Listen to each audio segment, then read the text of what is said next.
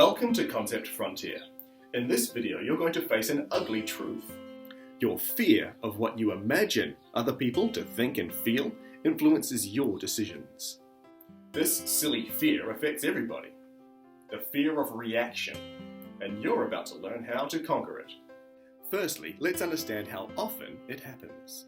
Sometimes our fear of reaction is obvious, like when we're making a decision to act. Like, if I take the promotion, the people who miss out will resent me.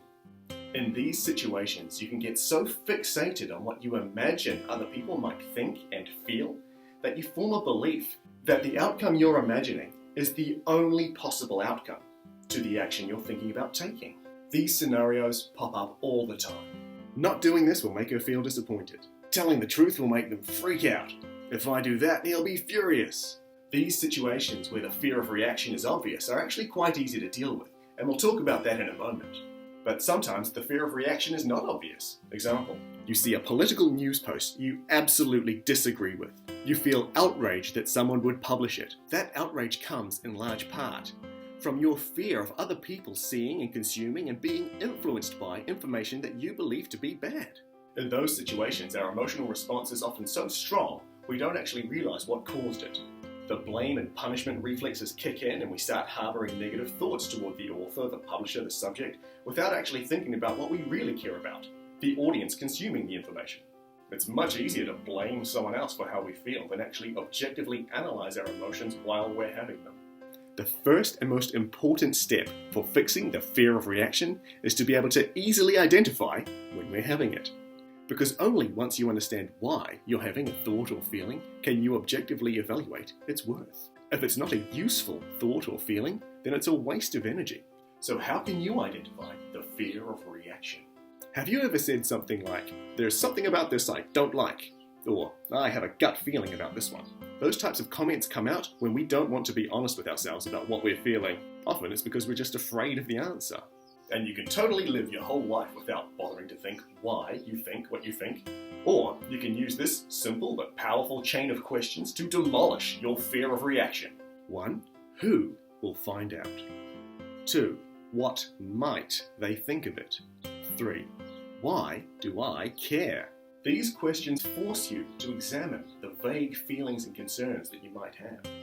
Asking who in that first question determines if it is in fact the fear of reaction at work. If there's no who, then there's no reaction, so you can carry on with what you're doing. The second question, what might they think, reduces the problem to the single bad outcome we're afraid of. This defines the problem. And the third question allows you to make a decision. What do you care about more, someone else's experience or your own experience? It's as simple as that. But can you do even more than this? And easily? You certainly can. Once you know the who of the matter, simply reverse the situation. Close your eyes, imagine you're in their position. You've just discovered that someone has done the thing. How do you feel about it? How does it sit within your values? What value of yours does it offend most strongly?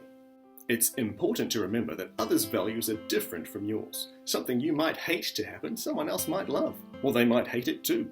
You can't predict someone else's reaction. But by predicting your own reaction, you give yourself moral justification for taking the action.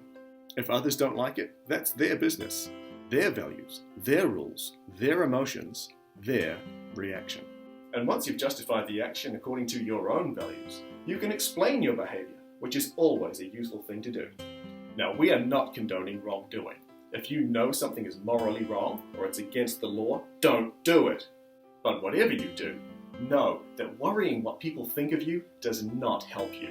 So use these techniques and make better choices. Remember, who will find out? What will they think? And why do I care? Thanks for learning. I'll see you in the next video.